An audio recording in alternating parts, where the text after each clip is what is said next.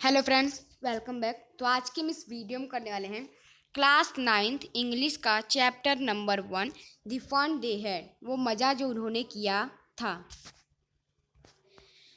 Before you read the story we shall read is set in the future when books and schools as we know now then will perhaps not exist. How will children study then? The diagram below may give you some ideas. यहाँ पे आपको ऐसा बोला जा रहा है, ये जो स्टोरी है, ये जो कहानी है, वो आपका फ्यूचर में सेट किया गया है। आपको फ्यूचर के बारे में बताया जा रहा है कि जब बुक्स नहीं होंगे, स्कूल्स नहीं होंगे, तो बच्चे कैसे पढ़ेंगे, वो लोग किस तरह से पढ़ेंगे, उनके टीचर्स कौन होंगे। तो यहाँ पे आपको कुछ पिक्चर्स दिया गया है जिससे आपको कुछ आइडियाज़ आएंगे। वो लोग कैसे पढ़ेंगे? कंप्यूटर से पढ़ेंगे, वर्चुअल क्लासरूम होगा, मूविंग ई टेक्स्ट होगा, रोबोटिक टीचर होगा।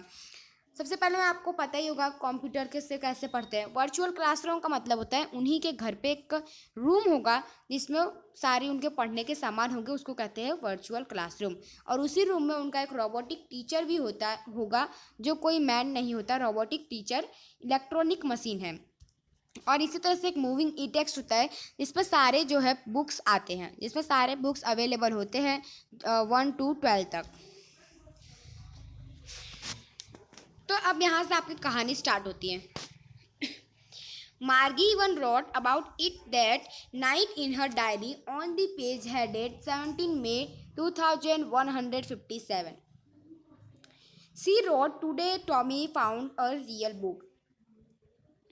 अब मार्गी ने उस रात को अपनी डायरी में लिखा था, एक पेज पे सबसे ऊपर हेडिंग दिया था 17 May 2157 में। ठीक है, उसने क्या लिखा था? Today Tommy found a real book. आज टॉमी को एक रियल बुक मिला। It was very old book, वो बहुत ही ज़्यादा पुरानी बुक थी। मार्गीज ग्रैंडफादर वंस सेड, मार्गी के ग्रैंडफादर ने उसको बताया कि जब वो छोटे बच्चे थे तो उनके भी ग्रैंडफादर ने उनको ऐसा बोला था कि एक समय ऐसा था जब सारी जो स्टोरी है वो बुक यानी कि वो पेपर में प्रिंट की जाती थी। यानी कि एक कितने जनरेशन की पहले की बात है? 5 जनरेशन की पहले की बात है। कैसे? यहाँ पे मार्गी है। अब मार्गी के जो ग्रैंडफादर है, यानी कि उसके फादर के भी फादर, उनके भी ग्रैंडफादर उनको बताए थे, यानी उनके भी फादर के भी फादर। कितने जनरेशन है? मार्गी के फादर, उनके भी फादर यानी ग्रैंडफादर, उनके भी फादर के फादर यानी उनके भी ग्रैंडफादर ने, ठीक है, उनको बताया था। मार्गी के जब ग्रैंडफादर छोटे थे, छोटे बच्चे थे, तो उनके ग्रैंडफादर ने उनको बताया था कि ये जो स्टोरी है वो पेपर में प्रिंट की जाती थी। They turn the page. जब मार्गी और टॉमी पेज को टर्न करते थे तो पेज जो है बहुत ही पुरानी थी, मतलब बहुत पुरानी बुक थी, बहुत साल पुरानी थी, इसलिए जो पेज है वो बहुत ही येलो हो गई थी। और उनको संभाल के उनको पेज टर्न कर रहे थे, क्योंकि वो बहुत ही क्रिंकली, मतलब उनके जो लाइन्स है वो एकदम फोल्ड हो चुकी थी। And it was awfully funny to read words. लेकिन उस बुक के जो शब्द है उसको रीड करने में उनको बहुत ही ज़्यादा मज़ा आ रहा था। क्यों? That stood still instead of moving the way they were supposed to। वो जो वर्ड्स है जो वो रीड कर रहे थे वो वैसे कि वैसे ही थे और बिल्कुल भी नहीं हिल रहे थे। ठीक है, जैसे कि उनके ई टेक्स्ट यानी कि जहाँ से वो पढ़ते थे वहाँ पे हिलता था। On a screen, you know। And then when they turned back to the page before it had the same word on it that it had when they read it the first time। अभी वो लोग ऐसा बोल रहे हैं कि जब वो लोग फर्स्ट पेज पे अगर ऐसा टर्न करते थे पीछे तो उनको वही शब्द उसी जगह पे ही दिख रहे थे जहाँ पे उन्होंने पढ़ा था, जबकि उनके मूविंग ई टेक्स्ट में ऐसा नहीं होता है। मूविंग ई टेक्स्ट में कैसा होता है फ्रेंड्स? जैसे कि अभी मैंने यहाँ पे एक लाइन पढ़ी तो फिर ऊपर गया, दूसरी लाइन पढ़ी ऊपर, तीसरी लाइन, इस तरह से ऐसा चलता जाता था। ठीक है, लेकिन बुक में तो ऐसा नहीं होता है। बुक में अगर हम लोगों ने फर्स्ट पेज पढ़ी तो फर्स्ट पेज पे जो वर्ड्स लिखे हैं वो फर्स्ट पेज पे ही रहेंगे। अगर आप पेज टर्न करोगे तभी आपको वो दिखेगा। ठीक है, तो आगे बढ़ते हैं। गी यहाँ पे आपको एक एक्सप्रेशन दिया जा रहा है। गी सेड टॉमी। सो टॉमी ऐसा बोलता है, कितना वेस्ट करते हैं। When you are through it book, जब आप बुक को फेंकते हो तो आप उस बुक को पूरी तरह से फेंक देते हो, है ना। आई गेस, मैं ऐसा सोचता हूँ कि हमारा जो टेलीविज़न जो स्क्रीन है उसमें बहुत सारी बुक्स होती है, यानी मिलियंस ऑफ बुक्स होती है on it and it's good for plenty more. I wouldn't throw it away. फिर भी मैं इस बुक को नहीं फेंकूंगा।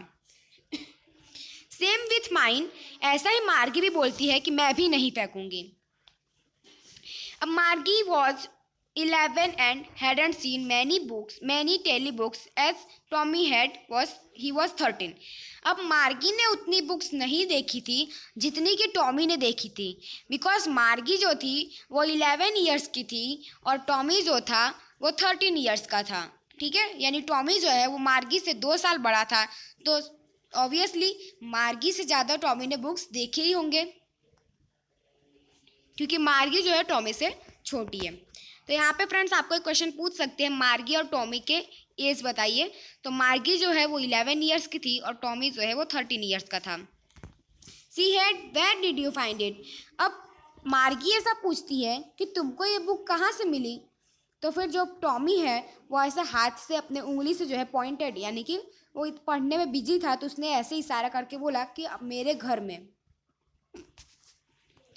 फिर वापस से मार्गी पूछती है व्हाट इट्स अबाउट, ये किसके बारे में है, तो फिर टॉमी बोलता है स्कूल के बारे में। अब मार्गी वॉज स्कॉर्नफुल, स्कॉर्नफुल का मतलब होता है बहुत ही सोच में पड़ गई थी। वो ऐसा सोच रही थी स्कूल के बारे में क्या लिखना, और वो मार्गी जो है स्कूल का बहुत ही ज़्यादा हेट करती थी। आज के दिनों में तो वो और भी ज़्यादा हेट करने लगी थी, but now she hated it more than ever. The mechanical teacher had been giving her test after test. क्यों? क्योंकि जो मैकेनिकल टीचर था, मैकेनिकल टीचर कोई इंसान नहीं, वो एक इलेक्ट्रॉनिक मशीन था।